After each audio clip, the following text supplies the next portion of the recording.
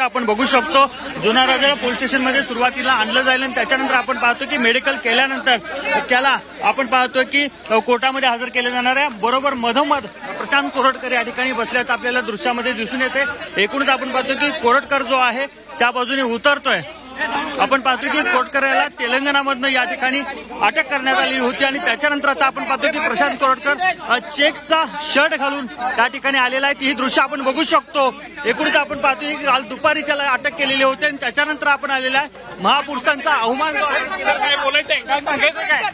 एकूणच आपण पाहतो की प्रशांत कोरटकरला जुना राजवाडा पोलीस स्टेशन मध्ये आणण्यात आलेला मोठा बंदोबस्त या ठिकाणी करण्यात आलेला त्याची थेट दृश्य आपण बघू शकतो। एकूणच आपण पाहतो सकाळपासूनच मोठ्या संख्येनं या ठिकाणी पोलिसांचा बंदोबस्त लावण्यात आलेला होता आणि त्याप्रमाणे आपण पाहतो की प्रशांत कोरटकरला जुना राजवाडा पोलीस स्टेशन मध्ये या ठिकाणी आणण्यात आलेला आहे। एकूणच आपण पाहतो की सकाळपासून प्रशांत कोरटकरला कधी आणलं जाईल याची चर्चा सुरू होती, पण आता आपण पाहतो की सध्या प्रशांत कोरटकरला जुना राजवाडा पोलीस स्टेशन मध्ये आणण्यात आलेला आहे। अटकेची कारवाई जी आहे ती केली जाईल आणि त्याच्यानंतर आपण पाहतो की चौकशी प्राथमिक होईल आणि मेडिकल केल्यानंतर कोर्टामध्ये त्याला हजर केलं जाईल।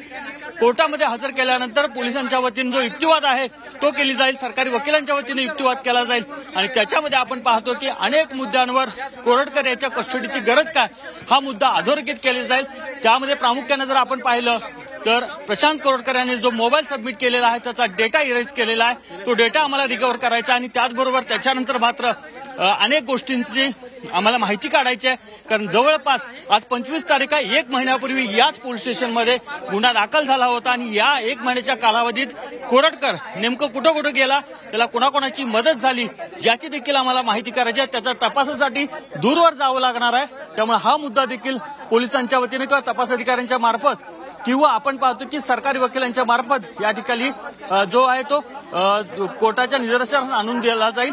एकूणच आपण पाहतोय की आज प्रशांत कोरटकरला पोलीस कस्टडी मिळते की काय याकडे सर्वांचं लक्ष लागून राहिलं, पण एकूणच आपण पाहतो की कोरटकर आज कोल्हापुरात येणार किंवा पोलीस आणणार या पार्श्वभूमीवर मात्र आपण पाहतो की पोलिसांनी मोठा बंदोबस्त ठेवल्याचं दिसून येत आहे। कॅमेरा मृत्युंजय प्रताप नाईक, झी 24 तास, कोल्हापूर। तर ही थेट दृश्य आपण कोल्हापूरमधून पाहत होतो। प्रशांत कोरटकरला आता कोल्हापूरमध्ये आणण्यात आलेला आहे आणि जुना राजवाडा पोलीस स्टेशनमध्ये त्याला आणण्यात आलेला आहे। मोबाईलचा डेटा फॉरवर्ड केल्याचा गुन्हा आहे, त्याचप्रमाणे 1 महिन्यानंतर पोलिसांनी आता त्याला अटक केली आहे। त्यामुळे आज आता न्यायालयीन काय नेमक्या सगळ्या घडामोडी घडतात हे बघणं महत्त्वाचं ठरणार आहे। त्याला पोलीस कोठडी मिळते आहे की काय नेमकं आज न्यायालयामध्ये या संदर्भातल्या महत्त्वाच्या घडामोडी घडतात हे बघणं महत्त्वाचं ठरणार आहे। शिवरायांचा अपमान करणाऱ्या आणि तसंच इतिहास अभ्यासक इंद्रजित सावंत यांना जीवे मारण्याची फोनवरून धमकी देणाऱ्या प्रशांत कोरटकरला काल तेलंगणामधून अटक झाली आणि त्यानंतर आज कोल्हापूरमध्ये आणण्यात आलं होतं। कोल्हापूरमध्ये या संदर्भात एक प्रकारची उत्सुकता होती, कधी कोरटकरला कोल्हापूर पोलीस कोल्हापूरमध्ये आणतात आणि सगळं न्यायालयीन कामकाज कधी या संदर्भातलं सुरू होतं याकडे कोल्हापूरकरांचं लक्ष होतं। गृह विभागातल्या सूत्रांनी ही सर्व माहिती दिली आहे। प्रशांत कोरटकरनं अटकपूर्व जामिनासाठी अर्ज केलेला होता, पण तो न्यायालयानं फेटाळलेला आहे आणि अखेर त्याला आता तेलंगणातून अटक करण्यात आली आहे। इतिहास अभ्यासक इंद्रजित सावंत यांना धमकी दिल्यानंतर प्रशांत कोरटकर हा 25 फेब्रुवारीपासून फरार होता। बरोबर 1 महिना झाला आहे या सगळ्या प्रकरणाला आणि आता त्याला अटक करण्यात आली आहे। आज कोर्टामध्ये या संदर्भातली पुढची कार्यवाही होणार आहे। चेक्सचा शर्ट घातलेला प्रशांत कोरटकर सध्या पोलिसांच्या ताब्यात आहे आणि अक्षरशः छावणीचं स्वरूप या भागाला आलंय। जुना राजवाडा पोलीस स्टेशनमध्ये आता त्याला आणण्यात आलेलं आहे। छत्रपती शिवाजी महाराज आणि छत्रपती संभाजी महाराज यांच्याबाबत आक्षेपार्ह वक्तव्य त्यानं केलेलं होतं आणि नागपूरमधून तो फरार झालेला होता। तो चंद्रपूरमध्ये लपून बसला होता। त्यानंतर महाराष्ट्रात कुठे कुठे फिरला या सगळ्याबाबतचा असा तपास होणार आहे। तर कोल्हापूर पोलीस सुद्धा नागपूरमध्ये गेले काही दिवस तळ ठोकून होते आणि त्याला केव्हाही अटक होईल असा जो अंदाज बांधला जात होता त्यानुसार पोलिसांचं पथक त्या ठिकाणी शोधकाम करत होतं। मात्र अखेर त्याला तेलंगणामधून अटक झाल्याची माहिती कळतेय। नागपूरमधून तो फरार झाला होता। महाराष्ट्रामध्ये नेमका कुठे कुठे फिरला, महाराष्ट्राबाहेर नेमका कसा गेला या संदर्भातली माहिती आता पुढे येणार आहे। प्रशांत कोरटकरला 1 महिन्यानंतर तेलंगणामधून काल अटक केलेली आहे आणि कोल्हापूर पोलिसांनी आता त्याला कोल्हापूरमध्ये आणलेलं आहे, जुना राजवाडा पोलीस स्टेशनमध्ये आणलेलं आहे। तर इंद्रजित सावंत यांनी कोरटकर विरोधात कोल्हापुरातल्या जुना राजवाडा पोलीस ठाण्यामध्ये तक्रारीची नोंद केली होती आणि त्यामुळे कोल्हापूरच्या पथकानं नागपूरमध्ये जाऊन सुद्धा तपास केला होता। आता त्याला जुना राजवाडा पोलीस स्टेशनमध्ये आणण्यात आलेला आहे। त्यामुळे आज नेमकं काय काय या संदर्भातल्या घडामोडी कोल्हापूरमध्ये घडतात हे बघणं महत्त्वाचं असणार आहे. तर प्रशांत कोरटकरचा अंतरिम जामीन उच्च न्यायालयानं फेटाळला असल्याची जाणीव झाल्यानंतर कुठलाही पर्याय त्याच्याकडे शिल्लक नव्हता आणि त्यामुळे तो पोलिसांसमोर शरण येईल असं वाटत होतं. मात्र पोलिसांनी आता त्याला अटक केलेली आहे. तेलंगणामधून त्याला अटक केलेली आहे.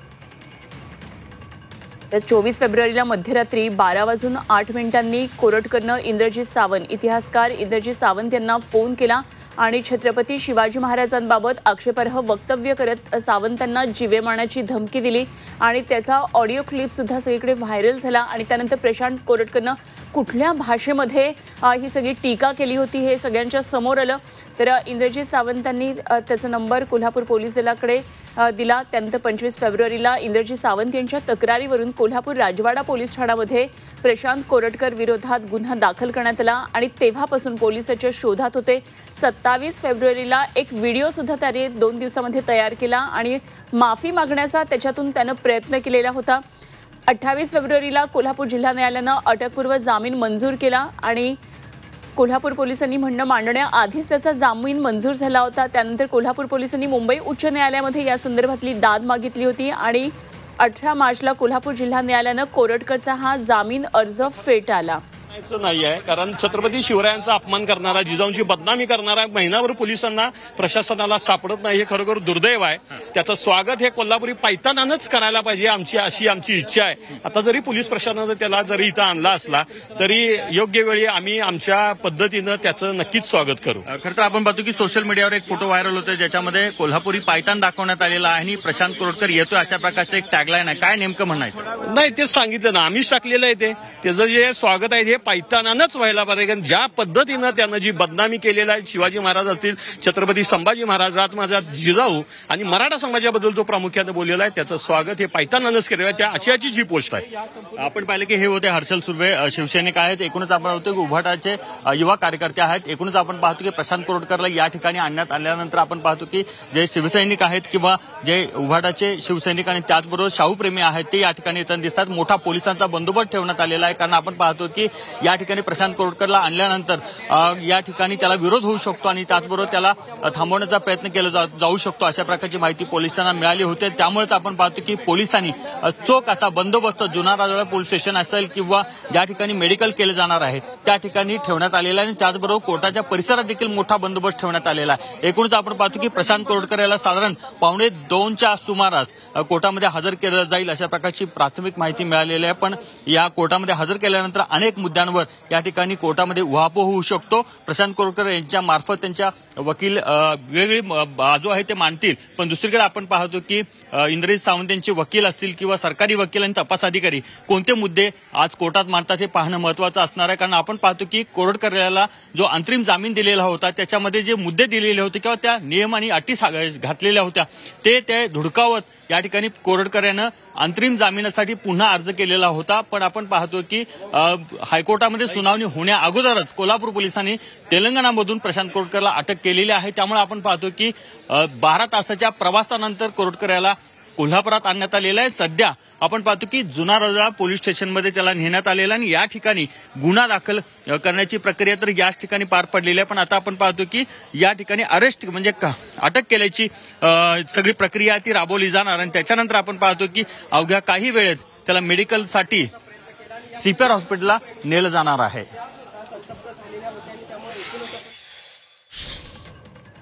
आमचे प्रतिनिधी प्रताप नाईक कोल्हापुरातल्या या सर्व घडामोडींवर लक्ष ठेवून आहेत आणि कोल्हापुरी पायतानानं कोरटकरचं स्वागत करण्याचा इशारा तिथल्या शिवसेना उद्धव बाळासाहेब ठाकरे पक्षाच्या कार्यकर्त्यांनी दिलेला आहे. महाराजांची बदनामी करणं, मराठा समाजाबाबत केलेलं अपमानास्पद वक्तव्य आणि 2 समाजामध्ये तेढ निर्माण होईल अशा प्रकारची केलेल्या या वक्तव्यामुळे कोल्हापूरमध्ये अत्यंत संतप्त अशा प्रतिक्रिया उमटल्या होत्या आणि त्यामुळे आज त्याला कोल्हापूरमध्ये आणलं जाणार हे या शिवसैनिकांना माहिती होतं. खरं तर हे शिवसैनिक सुद्धा या ठिकाणी आलेले आहेत, मात्र पोलिसांनी मोठा तगडा बंदोबस्त या ठिकाणी ठेवलेला आहे आणि आता कोर्टामध्ये काही वेळामध्ये त्याला हजर करण्यात येईल. त्याच्या आधी वैद्यकीय चाचणी होणार आहे सीपीआर हॉस्पिटलमध्ये.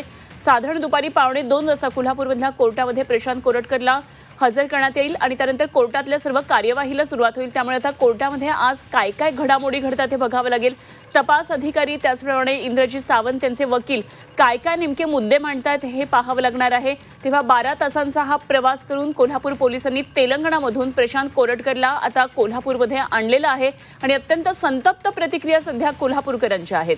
24 फेब्रुवारीला मध्यरात्री 12:08 कोरटकरनं इंद्रजीत सावंत इतिहासकार इंद्रजीत सावंत यांना फोन केलेला होता आणि अत्यंत अश्लाघ्य अश्लील भाषेमध्ये त्यांच्याशी शिवीगाळ त्यांना केलेली होती। आक्षेपार्ह वक्तव्य केलं होतं छत्रपती शिवाजी महाराजांबाबत, त्याचप्रमाणे छत्रपती संभाजी महाराजांबाबत आणि मराठा समाजाबाबत जिजाऊ मातांसंदर्भात सुद्धा त्यांनी वक्तव्य केलेलं होतं आणि या वक्तव्याची जेव्हा ऑडिओ क्लिप व्हायरल झाली तेव्हा संपूर्ण महाराष्ट्रामध्ये तीव्र संतापाची लाट उसळली आणि त्यानंतर प्रशांत कोरटकरनं दुसऱ्याच दिवशी माफी मागण्याचा प्रयत्न केला एक व्हिडिओ तयार करून।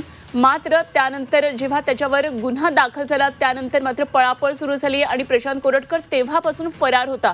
महाराष्ट्रामध्ये तो कुठे लपला असेल या संदर्भात कोल्हापूर पोलीस तपास करत असताना नागपूरमध्ये कित्येक तरी दिवस पोलीस तळ ठोकून होते। मात्र तेव्हा सुद्धा प्रशांत कोरटकरचा तपास लागला नाही। अखेर त्याला काल रात्री तेलंगणामधून अटक करण्यात आली। तेव्हा कोल्हापूरमध्ये आज या संदर्भातल्या काय नेमक्या सगळ्या घडामोडी घडतायत यावर झी 24 तास लक्ष आहे। प्रत्येक क्षणाक्षणाची बातमी कोल्हापूरमधून आपल्या समोर येईल।